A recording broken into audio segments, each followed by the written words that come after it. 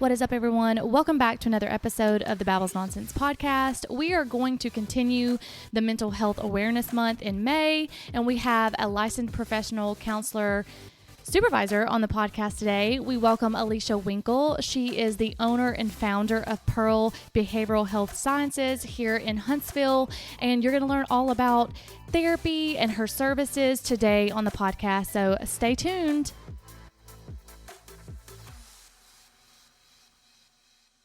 We are going to continue Mental Health Awareness Month in May with a therapist here today, Alicia Winkle. She is the owner and operator at Pearl Behavioral Health Services here in town. So, Alicia, thank you so much for coming on. I just really wanted to have a therapist on for a really long time. I've talked about it. I talk about relationship advice on the podcast, which I'm no one to give advice. No one took advice from me. But I also wanted to just put out a disclaimer in case we start talking about things advice driven, that you are no way intending to give anyone listening advice. This is just a conversation just to kind of shed light on therapy, to give it a more mainstream thought process. So welcome to the podcast. Thank you so much for having me. I'm excited. Absolutely. So obviously I want to know your backstory. Did you always think you wanted to be in therapy, or not in therapy, but be a therapist?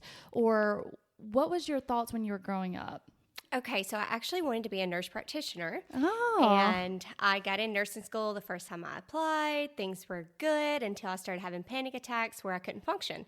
So I actually took a semester out of college and got myself under control, went back to school, and I was like, I'm going to be a home ec teacher. And then I was like, yeah, no, I'm not.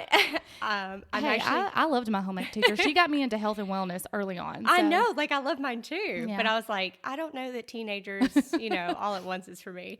So I went back and got a degree in psychology, and then decided after a year working in a boarding school, I want to be a therapist. So I went back to school and got my master's.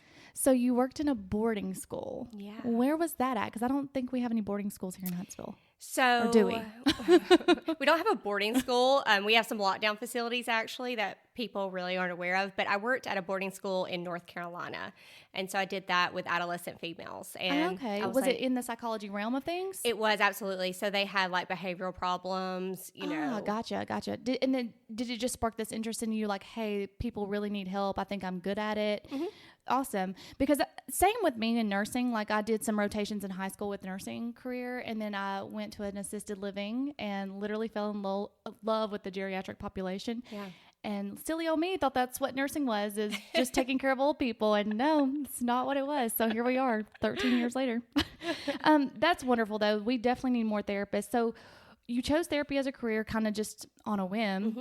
And that's amazing to me, because I think a lot of people are afraid to change careers in their life. They feel like they have to be stuck with one if they chose it. Right. And I think that's admirable that you decided to change it in the first place, because I know I have friends, I'm not going to shout them out on the podcast, that literally beat themselves up about changing their career, which I'm like, no, you just have a passion for a lot of things, and that's wonderful. Yeah, I think it's pretty normal too. Most people change majors. Well, they say everything changes every 7 years, even your taste buds, everything. So who knows? Mm-hmm. So you decided to go into therapy, but now you have your own business. You have Pearl Behavioral Health Services. Where are your locations at here in town?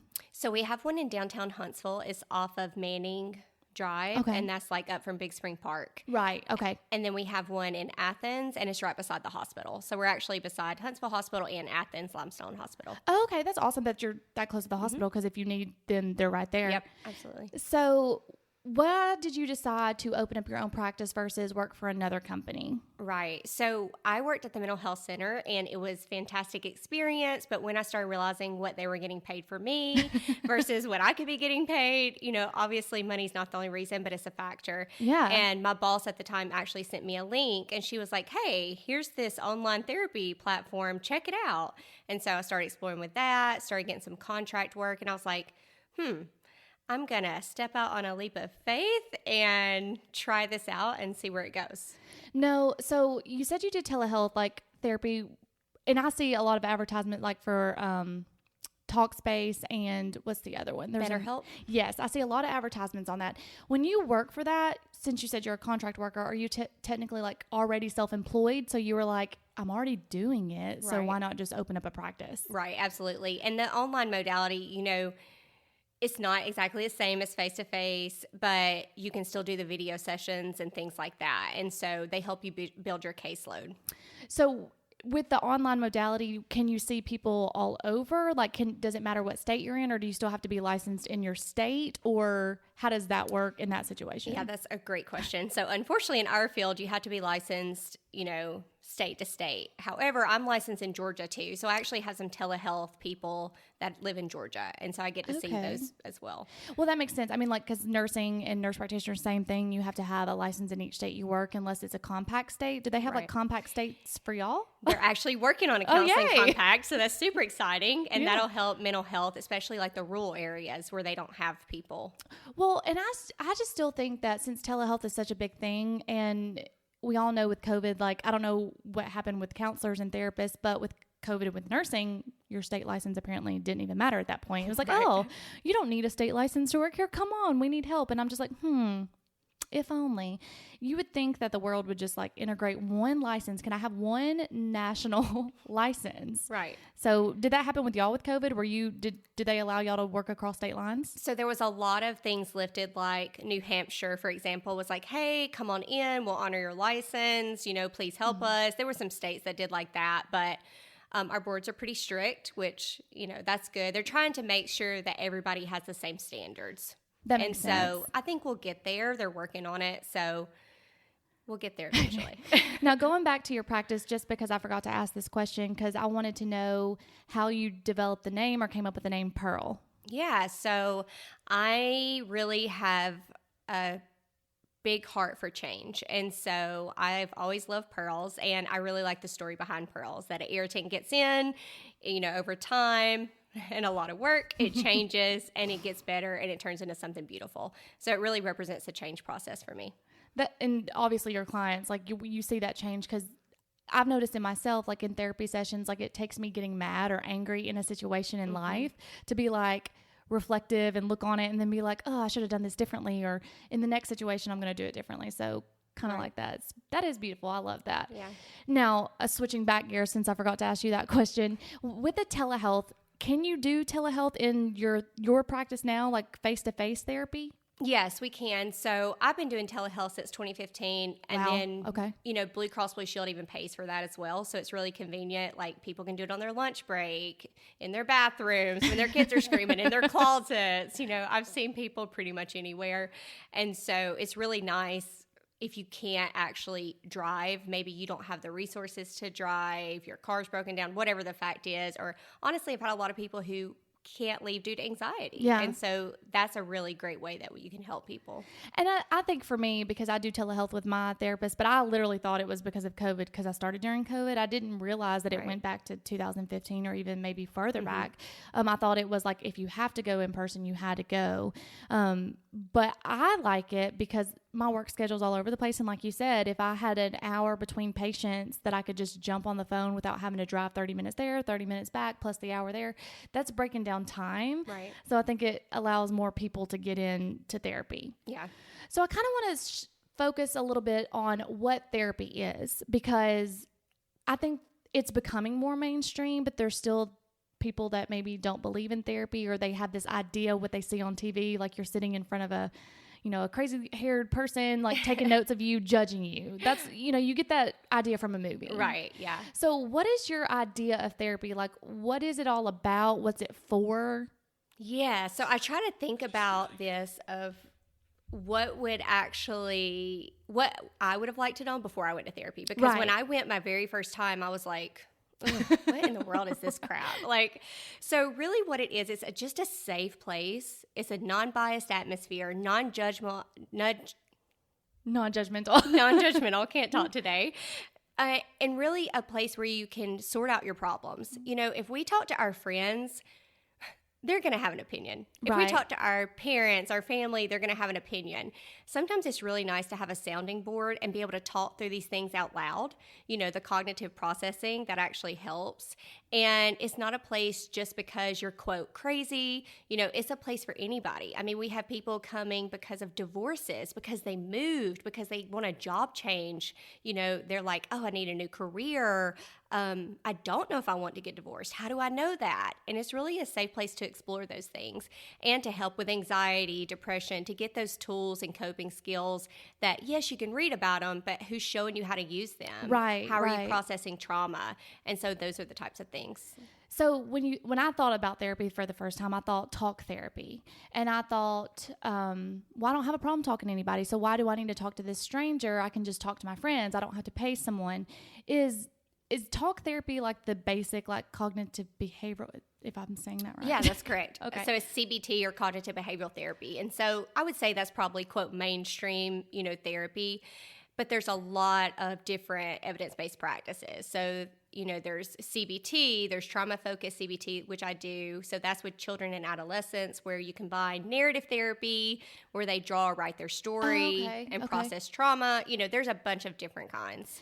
And I know we had talked previously before this podcast, you talked about an eye rapid movement therapy session. Yes. What is that? So that's EMDR. Okay. So it's eye movement desensitization and reprocessing. So I am not trained in that, but I have therapists that are. And basically, very simplified version, you can go back and process trauma. And so it's not that you forget the trauma, it's that you process the negative feelings. So when you recall that memory, you don't have those negative feelings triggering you in the moment.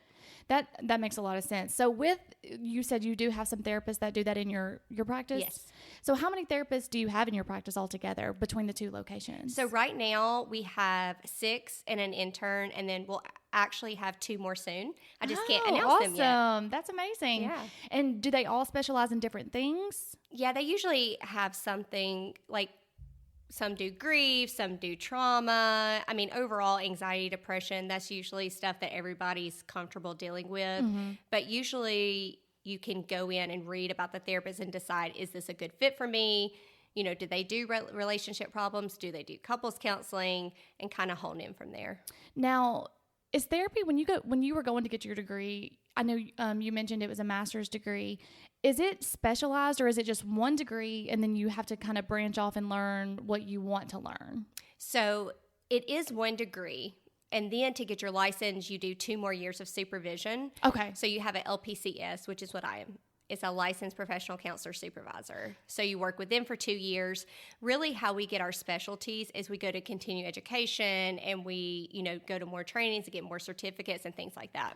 That makes sense, because I know that when I was looking for my therapist, I was having relationship issues and, childhood trauma that I needed to work through and figure out while I was having these relationship issues in my friends and my, guys I was dating and things like that. And I see that, every time I look for a therapist, a lot of therapists have a lot of specialties, like relationship and trauma and childhood trauma. Right. And I'm just wow, they know a lot. So it's very interesting, because when I went to school as a nurse practitioner, obviously you get to pick your specialty, like acute care, ER, critical care, family practice, whichever. So I didn't know if you got to pick a different specialty. Yeah, the only thing that's really different is their school counseling track, and then a clinical mental health track. Okay, that makes sense. And guys, sorry if you're hearing some noises. It is about to storm, so it's probably thunder in the background, because this audio picks up everything. So if that's what you're hearing, that's what it is. So I know that we talked about therapy being becoming more mainstream and noticing it more. Did you notice it kind of spike a rise at some point? Because when I was growing up, people were not talking about therapy. It just wasn't a thing. Or I just mentioned to you before we started this podcast, I had a friend, I was in a therapy session this week, and I had a friend, because I had my phone on Do Not Disturb, and I got out and I was like, hey, I was in therapy. What's up? They were like, are you okay? Right. And I was like, yeah, I'm just, going to therapy to be a better human, Just working on myself daily. That's what I'm trying to do. So when did you notice that spike and that rise? I would definitely say COVID. COVID really, really helped. I think for the first time, people without anxiety, I say it joking because I'm welcome, everybody. Everyone has anxiety about something. Yes. When people say they don't have anxiety, I'm like, really? Because I mean, not everything, but there's certain little things I'm like, this causes me anxiety to do. Right. And some of it's debilitating to other people where it may not be to others. Yeah, absolutely. So I think that's the first time that people really started talking about it openly, and they were like, it's okay to go to therapy. Insurance companies were like, let us help you with your copay. Please go to therapy. We want everybody to be okay. And, unfortunately, kids weren't in school, so we were seeing, abuse rates really wow. skyrocket, domestic violence, and that was the really sad part. That is about sad. That. Now, do you predominantly work with just children and adolescents, or do you see adults as well? I actually see 5 and up. So oh, wow. Okay. Yeah. It's really more of anxiety and then like post-traumatic stress disorder and things like that. So with your, while you're seeing that, like especially the adolescents, I would figure, or the children and adolescents, I'm not saying that you wouldn't have a hard time with adults as well, but everyone just like focuses in on like children and like childhood, child abuse and sexual trauma and stuff like that. How do you protect your energy? Because that would be very hard to see that day in and day out. Like you're seeing this child be abused or sexually, abused. Mm-hmm. How do you not go home just like feeling negative yourself? Yes. So, there's going to be days like that, unfortunately. It gets better. At the beginning, it's always hard. Like, what am I really sending this child back into an abusive environment? Yeah. And that's really, really difficult. But I think, at the end of the day, I'm like, what did I do? What could I have done better? Did I make a difference? I might not ever see it, but did I do the right thing? Did I report something? And I really just have to stay with that. Like, I'm only one person, and I'll probably never see that difference, but kind of what you were talking about earlier, just those moments where somebody's like, I got it. Yeah. I'm like, yes, that was worth a years of work, like. Yeah, in that moment. And because we're kind of being in the same field, like I worked in the ER, so I saw a lot of mental health patients in the ER, and not even just that, just patients in general walking into work. I know my friends working, because I worked in the ER, were like, how do you do that? Like you see trauma, like we would see children if there was really bad trauma, and that got everyone the most. Not saying that even when adults were in trauma it didn't affect us, but like you go into this mode, like you put this persona, this mask on, you just pull it up, you put it on, and then you act like this is just normal. And it's almost, and to me, like, because I work with veterans now, I can relate it in a sense of like it's almost a military-esque aspect. Right. Like you can't care. Yeah. And the other thing is too, like we actually have a gift that we can sit there with them in that moment. Mm-hmm. And that's some of the stuff that these kids and like even people who have been through other things remember. It's like, oh, you were my safe person through all that. And so that's actually really powerful. Do you hear from clients later on, like in life, do like they like write you letters or like come back by? Sometimes I would say from the boarding school, there's some girls that's reached out, but they're amazing. There's a few that are therapists now, and I'm like, I bet they're fantastic therapists. Now, when you first started, because you said you've been doing this, I think, since 2015, or before that? Yeah, even before. So I've been in the mental health field since 2010. Oh, wow. Okay. So basically when I graduated nursing school, we're the same age. Yeah, that's right. When you first started, because when I first started as either a nurse and then when I went and got my nurse practitioners, I had imposter syndrome out the wang. And for those who don't know what imposter syndrome is, like you literally just feel like you're impersonating someone. Mm-hmm. Like who gave me a degree and let me loose? Who let me loose on these people? Did you feel like when you first sat down with clients, like your very first one where you were like, what am I going to say to these people? What if I ruin their life? Absolutely. I think if people don't feel that way, then something is wrong. Right. And I would say it happens still, right? There's days where I'm like, who am I to be telling these people things and sitting with them in this moment? Yeah. But at the end of the day, I'm like, I'm trained, remind myself, like, all I'm doing is providing a safe place and walking them through things I was trained in. And so just reassuring ourselves, honestly, we're trained. We know what we're doing. Don't forget. Now, with me, though, so like for me in that instance, when I'm like literally like, oh my gosh, I don't know, I've never encountered this before, I have a doctor to go to. Right. Like I have a collaborating physician. I can just be like, hey, never seen this before. Can you please help me out? I do that on a daily. Do you do that with like a psychiatrist or are you on your own? So the really cool thing about our practice is we get to consult with other licensed professional counselors. And so if there's something where we're like, can I just like run this by you? Is this what you would do? What are your thoughts on this case? We do that all the time. Got it. Now, how do you in your personal life not walk around giving everyone advice? Because I think if I was a therapist, I'd probably be like, I know everything and this is what you should do. You would definitely not. You would turn it off. So, as therapists, we don't give advice anyway. Right. And so I found that people are like, are you diagnosing me right now? And I'm like, am I getting paid? No. But really, I think it's interesting because you kind of turn it off. Right. It's just like, that's who I am in the office. And at home, I'm just me. It's that persona. Yeah. Yeah. Now, dating, I know you're married now, but when you were dating, like I asked my therapist this, I was like, so when you date guys, cause she's dating now. And I was like, when you date people, I was like, do you like in your head go, well, are they this? Are they that? I know this, I know that. Are they this? Are you constantly doing that? Or was that something you did before you even became interested in psychology? I think I've always done that. I've never trusted anybody. And if they said something, they had to prove it to me 10 times. But I will say, I think that's probably personality and field. That's why we chose it, right? Right. But it is difficult to put that away, especially when you hear the worst of the worst. Right. And I mean, with mainstream things like, and I'm not like talking to anybody or calling anyone, like when you hear like narcissist or bipolar or this, like you knowing the actual definition, the actual terms, if you're dating someone and they give you like a tendency, are you like, oh, absolutely. I'm like, this isn't going to work out. So you might be a little bit more judgmental or like easier to be like red flag. Yes. I wouldn't say judgmental. Yeah, I would just say hesitant because I know what it can look like in a relationship, and it can be really difficult, and I don't have the capacity to do that at work and at home. Well, they say my aunt used to tell me that she gives me advice all the time, and she was like, you have to have one happy place. You can't be miserable at work and unhappy at home. Truth. You have to, it either has to be, you have to be happy at both, or you have to be miserable at one. And I was like, that's really good. That's a lot of I agree with her 100%. No, with the therapy, like trying to find a therapist.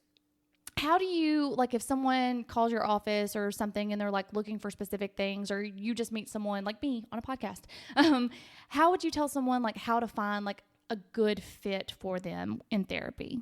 So as crazy as it sounds, you should look at their picture and see if you relate to them, and then read like their bio, like on psychologytoday.com. It's a great resource. You can search by area, you can search by insurance, and that's a really good way. It's almost like you have this gut feeling when you're drawn to someone. And I always say give that therapist at least 3 sessions. Okay. Because the first session's going to be a million questions. It's not going to be like a normal therapy. It's going to be uncomfortable. Oh, yeah, absolutely. And you're going to be like, oh, I overshared. I shouldn't have done that. Well, for my case, I undershare. So there's that. So resistance. So if once they pick their therapist, and let's say they give them the 3 sessions, and then their 3 sessions have happened, and they're like, I just don't feel like I'm getting anything out of this. But it could be someone like me who is resistant to sharing. What would you say, like if you're my therapist and I came to you and I was like, Alicia, I don't really feel like I'm getting much out of this, or what would you tell me to do as a friend, as a client? Yeah. So I would, let's say you're my client. I would explore that with you. I'd be like, so what are you looking for? What have I not given you? What were you expecting? And really, depending on what you say, I'm going to adjust that. Okay. And then if we're still not a good fit, I'm going to say, let's refer you out, and really just focus in on what you really need, because everybody's looking for something different. If you have an expectation that you're going to come into session and I'm going to give you advice every single day, you're going to be so sad all the time. And I think when I first started therapy, that was my mentality of it. I thought, I'm going to go into this place. Someone's going to give me sound advice. It's going to be like so sound, and I'm going to leave this amazing person, and I'm going to know exactly what to do in every situation. Yeah. And you really leave going, I have these options. What is the best thing to do? And I don't think I've been in therapy on and off for years. Recently just got back into it last year and stayed with my therapist currently now. She's probably the longest therapist I've had because I really enjoy her. I think she works well with me. But I just recently, I've been in since February of last year. Yeah. Okay. And so a little over a year, and I just recently in the past few sessions just kind of basically opened up, and she was even like, you're opening up more. And I was like, yeah, I realize the problem is me. I'm not opening up, because I used to be like, well, therapy's not helping me because all I'm doing is going in and talking. Yeah. And I realized I'm not sharing my deepest inner thoughts. So how can it help? Right. If you're not completely vulnerable, we really can't do a lot. And how do you get completely vulnerable? Because I'm not scared to share anything, but for some reason there's this hesitancy and this block that I have when it comes to therapy. And I don't know what it is. It's something there that I can't feel or understand or describe. Mm-hmm. And it's not that I ever think that anyone's going to judge me, because I, being in the medical field, I know about the HIPAA laws. Right. And, the only thing that you are required to say is if I'm suicidal or homicidal. So I know that, but it's I can't just get there. But it's really trust, right? Like we're 100% vulnerable. We feel completely naked. Yeah. And so it's really about tearing that wall down and being completely uncomfortable and knowing at the end of the day, even if she breaks all the HIPAA laws and goes and tells people, you're going to be better for it at the end. Right. And really challenging yourself and going, okay, so is this me blocking myself from not growing? What is this from? Why am I not wanting to share? And honestly, even talking to her about that, like, notice I'm not sharing. I don't know why. Let's talk about that. I told her that. Yeah. Then we just started having a conversation, and like just through having just a normal conversation, like I started telling more of my backstory just through like, hey, we're just sitting here having a conversation. Then I was like, wow, really? I felt like that was good. That was good today. But no, it's a very vulnerable moment. And I just think having someone there. So I used to like call my aunt all the time and just talk to her. Like we would talk 6 out of 7 days a week, and I'm like, this is what's going on in my life, and this is stressing me out, and this is stressing me out. And it's funny because my aunt noticed that's my measure of like I am growing in therapy, because I call her less. Right. And when something happens to me, I immediately text my therapist and I'm like, you got a session? So, and then my aunt will be like, hey, everything good over there? Haven't heard from you in a while. I'm like, yeah, I'm just talking to my therapist about it. Yeah.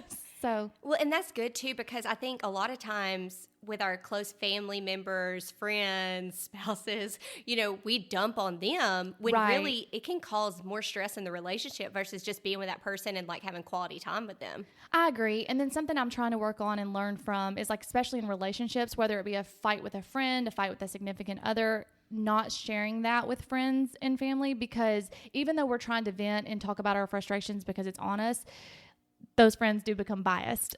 Absolutely. Yes. And that's a very hard thing to do. It is. Like, so obviously I'm going to ask you this. Do you go to therapy for those times? Like, it's like the hard times you have in your sessions as a therapist and then turning around and having to be a client? Yeah, absolutely. And I always say this, like I will never ask a client to do anything I've not either done in therapy myself or did in school, because I just think it's so important for therapists to be in the client chair. And so it's really, really helpful to know what it's like to be vulnerable. Right. And now there's other things that I've been exploring, mostly for the podcast, but just because I'm interested in a lot of things as I get older. So like Reiki, theta healing, energy work. Do you, as a therapist, like being science-based and not, I mean, I'm not saying you don't know about these other modalities, but would you say like, obviously it's not a replacement for therapy, but do you think like if someone, because I just decided to choose to do some like energy healing work with this energy worker in Nashville. And I was like, I kind of want to coincide with therapy and see if it can bring out some more, like for me to get to share more, I guess is what I'm saying. Yeah. So I am a very holistic person in general. Awesome. So I'm essential oils and all that. Yay. I love that. I think anything where you can ground yourself and be more true to yourself, whatever helps you do that spiritually, not even necessarily religiously, I think that's important to do for yourself, to really spend that time, what's going on internally. And, energy's a thing, what are we giving off? How are we presenting to other people? And how can we make it more positive?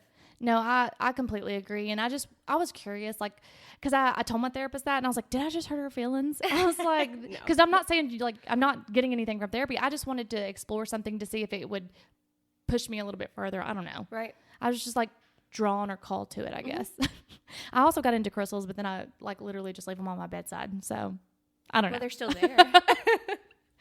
So why is therapy so important to you? Like, not only for you, but for other people to learn about it and to maybe go to therapy? Yeah, I will go ahead and share this. Like, personally, I think it saved my life, honestly. Oh, wow. And so I really was a different person before therapy.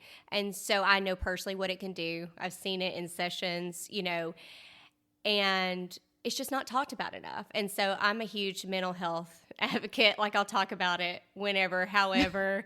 And I will tell you that anytime I've ever brought it up, I have never had anybody shut me down. And I always have somebody tell me, oh yeah, my so-and-so, or I'm struggling, or this. What's your information? It is so crazy that we don't talk about it, but every time we talk about it, it's just flowing out of people's mouths. Right. Well, we're humans, right? Right. Like, humans have feelings. We're emotional creatures. No two of us are alike. I'm reading a book now. Of course, I I keep forgetting the name, but it's about like body positivity, and it's our book club book. And she actually is going through the stages of like how you got there and how you have these thoughts about yourself, and how like mental health is a huge part of it on how you think about yourself. And she talks about like, wouldn't it be so boring if we all looked the same, we all thought the same, we like, there would be no problems. It would be like, oh, we all have blonde hair, blue eyes, you know? And I just thought that was very interesting, because it's crazy that we still judge others by the way they think, look, you know, dress, and ourselves. But we all know that the human design is, we're supposed to be different. Yes. But we still judge people on being different. Yeah. I think it's a lot of societal pressure too. Right. She does talk about like mental health illnesses or handicaps. She was like, we live in a world that's designed for quote unquote normal. Absolutely. And normal looks like no handicap, no mental illness. So when you have that, you don't want to talk about it, because that's not what's quote unquote normal. Right. Yeah. And she was like, but what is normal? And I was like, oh, this book is just so powerful. I wish I could remember the name of it. It's sitting over there, but I don't want to go get it. Now, something I did want to kind of dive into that I think brings a lot of people, or maybe deters them away from therapy, is cost. Some people don't have insurance, so therapy can be costly that way. Or some people, their insurance doesn't cover it well. What are some ways, if some people can't afford therapy, that maybe they can help themselves at home a little bit? Do you have any resources that way, or how they can maybe try to get into therapy and afford it? Yeah. So anything you can do as far as, you know, researching coping skills, that's something really simple that you can do. As far as therapy, any therapist office you call, ask them about a sliding scale. A lot of people will have that. Like, for instance, our intern is going to be taking clients on a reduced rate, and that way we can actually help with that problem. Okay. And so while she's still learning and under supervision, she's still trained, but this is the last part of her, you know, internship. So that's one way. And then a lot of therapists will do it by income. And so they'll say, you know, if you make $40,000 or less, this is your rate, $50,000, that kind of stuff. Okay, that's good. Now, do you feel like journaling is something someone can do? Is that a coping mechanism at home? Yes, absolutely. I can't figure out journaling. I used to love to journal when I was a kid. Like all the girls had the like, you know, the little sparkly journal with the lock on it. And I can do a stream of conscious thoughts, like just boom, boom, boom. I don't want to go back and read it, but I feel like I like guided journals. Okay. You know, so do you have any like thoughts on guided journals, or is there like certain questions I could write in my journal that I could just answer every day, like daily questions or anything? So I would say I'm a huge free writing person. Okay, so you like free writing. I do, just because usually we focus on what we think is the problem, but by the time we get done with our free writing, we realize it's something completely different. And so that's why I really like it. But I would say, like, for journaling, I think something that's important to write down every day is like, what am I thankful for? What are positive stuff? Something I can work on. Yeah. And like kind of let down your negative thoughts. Give yourself a time.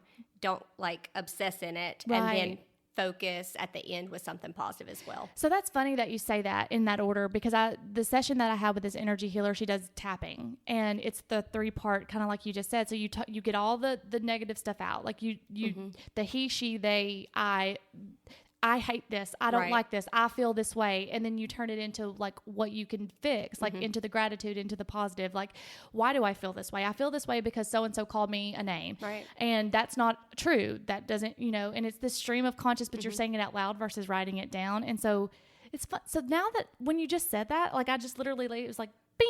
I was like, oh my God, it's the same thing. Yeah. But it's just saying it out loud versus writing it down. Yeah. That's interesting. And two, is really what you just touched on was, you feel that way, you need to name those feelings, right? Yeah. I'm doing all this because I'm hurt, I'm embarrassed. And that's really like an important thing to write in the journal too. And that's something I've always struggled with, me personally. Like, even when I started in therapy, she always says, how are you feeling today? And I'm like, aggravated. And she's like, do you ever feel anything other than aggravated? I said, no, it's the only feeling I know. She was like, I don't think you're always aggravated. I said, it's the only feeling I know. She didn't give you a feelings wheel. I'm going to send you home with one. No, we just started talking more, and I was like, you know, I think when I felt aggravated here, I was actually sad, you know, and so it was, and the only thing that would come up, because I suppress my emotions a lot, so they come up as aggravation, something I just learned. Yeah. But you know, it's interesting. We were never taught emotions in school, right? It seems like I have a lot of school teachers, and I will actually work with them on, hey, what do you do in your classrooms? Like when you're frustrated, you don't think they're frustrated? Like, do they know feeling words? Are you talking about feelings? And really encouraging to put that in the classroom more. I'm not a parent, so I can't tell anyone how to parent, but I listen to a podcast where there are two moms, and she's a teen mom, so it's like a reality podcast, Kel Lowry, and she said something so meaningful on one of them. She said, I sit my kids down, I don't care if they're 1-year-old, 2-year-old, 3-year-old, when they're screaming, she sits them down and goes, tell me why you're screaming. And she said, of course they can't like give you a full sentence, but like they can say like, my knee hurts, or, you know, and she's like, okay, why does your knee, like, and then she makes them process those emotions so that they know which one's what. She's like, I don't think you're mad, you know, 'cause if they throw something, she's like, I think you're sad, or, you know, and I was like, that is amazing, because we don't have anyone teach us what's mad, what's sad, why are you doing that? And so if maybe we all started therapy at like 5 years old with people doing like, you know, maybe we would all be better humans by 35. I mean, if we just had a mental health class that was in the curriculum. Right. Just saying for any, you know, school people that are listening. When I even feel like bad for men, and I don't know if it's getting better now because again, I'm not a parent, but like little boys when I was growing up, like don't cry, you know. So how many men are walking around like, I'm not allowed to cry, I'm not allowed to be sad, I'm not allowed to show emotion, and us women are going, you don't show any emotion. Exactly. That is the number one thing that I hear with men coming in. I'm like, it's normal. But they weren't shown that. It was suck it up, you know, you're a man, be a man, be a man. And it was over and over. And it's like, you basically can't feel anything. And we just got in this avoidance, especially in our generation for sure. Yeah. And I literally, sometimes podcasts for me are therapeutic. And I don't know if it's just because you're a therapist and now it's more therapeutic. But I'm like, I think now I know why I don't share so much, because I was always told not to share. Right. Like, I was just like, that's just literally like, because you're not supposed to share your emotions. You're supposed to suck it up, put it in, and act like nothing is going on. And we don't talk about anything that's a secret or anything that's going on in people's lives. And if something's wrong with somebody, even mental health, we don't talk about it. Right. And that is a huge problem. Like, obviously don't go and share everything. Like, so I'll share a story. I recently made a friend upset because he recently learned that I had shared with a friend, like, about an argument we had. And so I recently shared with a friend, and then somehow she had shared that, which I had told her that in confidence. And I didn't say anything mean, negative, bad, but then she took what I said and put it in her own terms. And then, you know, that kind of made a fight between this person, because it was like that game of telephone. Right. So I'm working on oversharing, you know, as well, like to maybe not confide in friends and maybe just go to therapy and confide there, because it's a safe space and she can't tell anybody. Yeah. And then there's no fights or blow ups. But that gets confusing in your brain, because then you're like, now I shouldn't overshare with anyone, even my therapist. Yes. Yes. So how would you work through that? You know, it's a healthy balance. I would say if it's something that we're all going through, for example, we were riding down the road with my nephews one day, and there was a person who was clearly having, you know, psychosis. He was talking to himself. He was having hallucinations. And I just asked my nephews, do you know what's going on? And they were like, no. And I said, I want to explain it to you. Oh, that's awesome. You know, and so I took that moment to explain and like what the brain does. And these people aren't bad, and they're not, quote, crazy. They are sick. They have something wrong in their brain. And that was really important to me, because my uncle has a diagnosis of schizophrenia. And, you know, growing up, I was kind of scared. And now I'm just like, now I understand it. Yeah. And the more we understand, the more we can help. Right. You know? And so I think it's like that kind of sharing where we can talk about stuff and maybe just not overshare our personal to where it could hurt someone else. Gotcha. Makes sense. And so with that, like, is that where you kind of hone in on your therapy? Like, is there something you're super passionate about with clients? Not saying that you're not passionate about everything, excuse me, but like, obviously anxiety, depression, trauma. Is there one thing that you're like, if I could change this in the world, this is what it would be? Oh my goodness. So trauma, 100%. So you were talking about more difficult to work with kids. I love working with kids, because if I can get a kid who was sexually abused and stop that cycle from them abusing, you know, because that's something that happens a good bit. Is that considered generational trauma? Yeah. Okay. Yeah. And, you know, this cycle of abuse too, even domestic violence, right? So when a kid sees their mom being hurt, you know, they start to hurt other people. And so if I can get in there, all of us can get in there and save these kids and stop the abuse, like we're stopping those cycles. We're stopping tons of generational abuse. And so that's really, really important to me. No, I love that. And I just, because I'm kind of learning about generational trauma, because it's not talked about a lot, where, because in one of my sessions, I seen my mom and my grandma, like, just love unconditionally to men that did not love them back. So when I started dating people, like, obviously they don't want a relationship, but I keep trying. Right. And I'm like, with therapy's help, I wouldn't have known this on my own. She was like, you do realize you're just repeating a pattern and you have the choice to stop this. This is generational trauma. And I was like, oh, that's what this is, because I wasn't abused. So you think trauma, quote unquote, you think hurt, abused, but not necessarily. It could be emotional as well. Absolutely. Yes. Like emotional abuse, that's huge, and even like not giving someone love, that is emotional abuse. Yes. If you're continuously keeping someone around and you're just shunning them all the time and push, pull, that is emotional abuse. Yeah, I agree. And things like that can pass down because you see it, right? So that's how generational trauma happens, is you see it as a child and you think that's what normal is. Absolutely, because that's all you know, right? So if you grow up in a house and everybody's hitting each other all the time and you never go to your friend's house, how would you know any different? Right. Silly question, because it just popped in my mind and I just think it's funny. Can people graduate therapy? So, no, that's a great question. So, we call it termination, right? But the way that I always tell people about therapy in the first session is my job is to work myself out of a job. Okay. If I'm trying to keep you long term, I am not the best fit for you, because I want you to be so good on your own that you fire me and you say, I'm good. We don't use the term graduated, but that would be the right term for that. Like, I'm good. I don't need you anymore. And I always say, if you need to come back, something happens, someone dies, something other, some kind of life situation. Yeah, you can always come back. But that's the way I like to frame it to people. So how would you know that you are getting better? Do you start going from weekly sessions to every other week to monthly? Like, is there a step down process? How does that work? Yeah. So usually I start people weekly or bi-weekly, and then you can tell when people are getting better just by, as evidenced by, we do a treatment plan, right? So if we talk about, we want to go from 5 panic attacks a week to 0, and they get down to 0, obviously that's improvement, right? If we want to talk about relationships, you want to have a successful relationships or successful dating experience. When you start seeing things like that happen, it's definitely time to teeter off and eventually phase out. Okay, that makes total sense. I'm not there yet. I'm going to be with my therapist probably till I'm 80 years old. That's okay.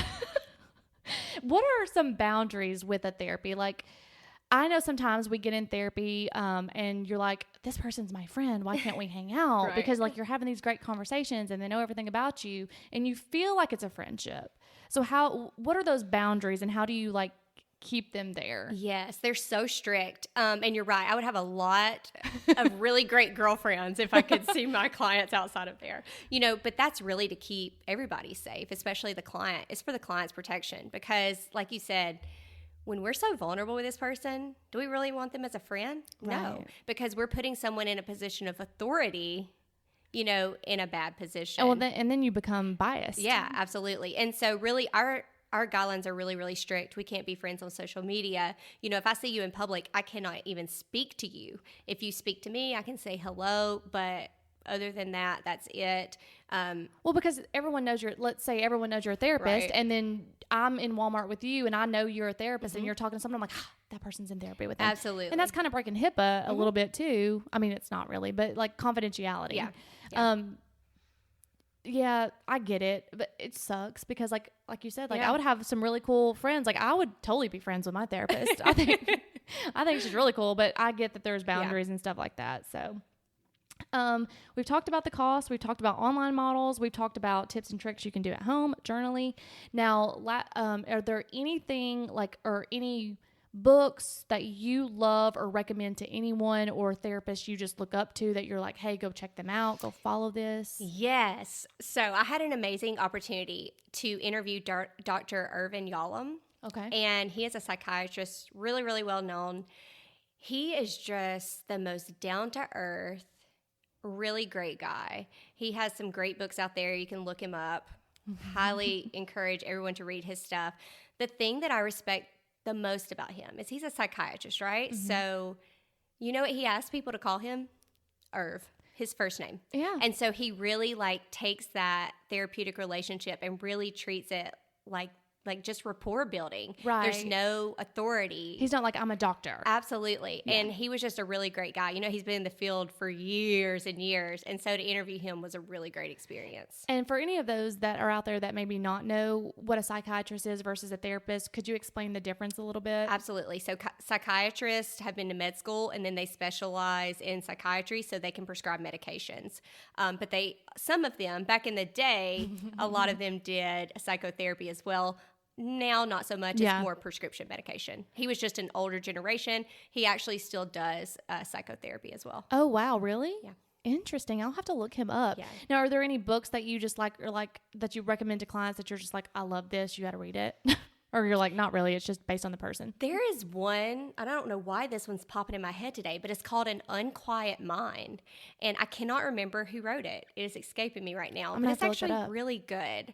And it's a really good account of a woman who struggles with her own mental illness. That's interesting. I love like reading self-help books or anything on that. I don't know why. I just gravitate more towards those because I just think they can be helpful in any ways. And we as humans need to be striving to learn and grow. Like, I will never say I'm done growing or learning. Like, I feel like that's why I'm going to be in therapy forever, because I feel like things are always going to happen in your life. You're going to you're going to go through breakups, job loss, death, just anything. You could be driving down the road and get hit by a car and it just destroy your whole life, and you need to talk about it. Yeah, but think about this too. How many more coping skills do you have this year versus true. Last year? A lot. That's true. You're right. So, but I still feel like I need someone there. Yeah. Maybe just holding my hand. I don't know. No, I want to thank you so much for doing this podcast and continuing this journey on Mental Health Awareness Month for May. And where can everyone find you, book an appointment with you, follow you on social media, all the things? Yeah, and thank you so much for having me. This is really important. So our website is pearlbhs.com. We're on Facebook, Instagram, and our office number is 256-886-8529. And that will all be linked in the show notes so that they can just click on it and easily go there.